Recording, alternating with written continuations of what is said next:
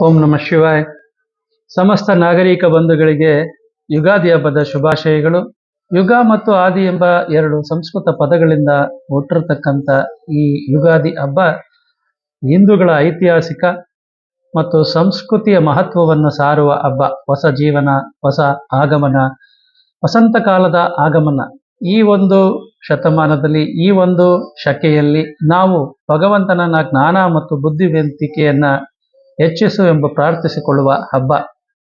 ಈ ಹಬ್ಬದಲ್ಲಿ ನಾವು ಸದೃಢ ದೇಹ, ಆರೋಗ್ಯ ಮತ್ತು ಸಕಲ ಸಂಪತ್ತು, ಸರ್ವ ರೋಗ ನಿವಾರಣೆಗಾಗಿ ಭಗವಂತನಲ್ಲಿ ಪ್ರಾರ್ಥಿಸುತ್ತಾ, ಎಳ್ಳು ಬೆಲ್ಲವನ್ನ ಹಂಚುತ್ತಾ ನಮ್ಮ ಜೀವನದಲ್ಲಿ ಬರುವ ಸುಖ ದುಃಖ ನೋವುಗಳ ನಿವಾರಣೆಗಾಗಿ ನಾವು ಪ್ರಾರ್ಥಿಸೋಣ.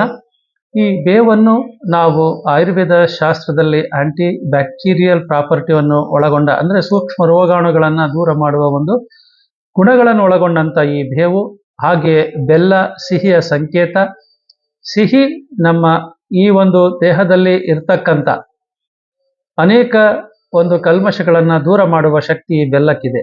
ಈ ಬೇವು ಬೆಲ್ಲ ಒಂದು ಸಿಹಿ ಕಹಿಯ ಸಂಕೇತವಾಗಿದ್ದರೂ ಕೂಡ ಜೀವನದಲ್ಲಿ ಬರುವ ಸಿಹಿ ಕಹಿ ನೋವು ನಲಿವುಗಳನ್ನು ಸಮವಾಗಿ ಸ್ವೀಕರಿಸಬೇಕು ಎಂಬ ಸಂಕೇತವನ್ನು ನೀಡುವ ಒಂದು ಹಬ್ಬ.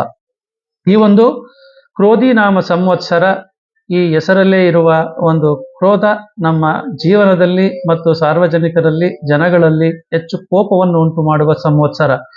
ಈ ಕೋಪವನ್ನು ಶಮನ ಮಾಡಿಸಿಕೊಳ್ಳುವ ತಂತ್ರವನ್ನು ಕಲಿತುಕೊಳ್ಳುವುದು ಈಗ ನಮಗೆಲ್ಲ ಇರುವ ಒಂದು ಹಾದಿ. ಈ ಒಂದು ಸಂವತ್ಸರದಲ್ಲಿ ರಾಜರುಗಳ ಘರ್ಷಣೆಯಿಂದ ಜನಗಳು ಬಡವರಾಗುತ್ತಾರೆ ಮತ್ತು ಬರಗಾಲದಿಂದ ಆಹಾರಕ್ಕೆ ಸಂಕಷ್ಟಕ್ಕೊಳಗಾಗುತ್ತಾರೆ. ಹಾಗೂ ಒಂದು ಸಾರ್ವಜನಿಕನ ಜೀವನದಲ್ಲಿ ನೆಮ್ಮದಿಯಿಂದ ಜೀವನ ನಡೆಸುವುದು ಕೂಡ ಒಂದು ಕಷ್ಟವಾಗುವ ಒಂದು ಈ ಕ್ರೋಧಿ ನಾಮ ಸಂವತ್ಸರದಲ್ಲಿ ಎಲ್ಲರೂ ಶಾಂತಿ, ನೆಮ್ಮದಿ, ಸಂಯಮವನ್ನು ಕಾಪಾಡಿಕೊಳ್ಳುವ ಒಂದು ಉಪಾಯವನ್ನ ಕಲಿತುಕೊಂಡು ಜೀವನವನ್ನ ನಾವು ಸಾಗಿಸಲು ಪ್ರಯತ್ನಿಸೋಣ. ಭಗವಂತ ಎಲ್ಲರಿಗೂ ಒಂದು ಒಳ್ಳೆಯ ಬುದ್ಧಿಯನ್ನ, ಜ್ಞಾನವನ್ನ ನೀಡಲಿ. ಈ ಒಂದು ಸಂವತ್ಸರದಲ್ಲಿ ಎಲ್ಲರಿಗೂ ಶುಭವಾಗಲಿ ಎಂದು ಹಾರೈಸುತ್ತೇನೆ. ಓಂ ನಮಃ ಶಿವಾಯ.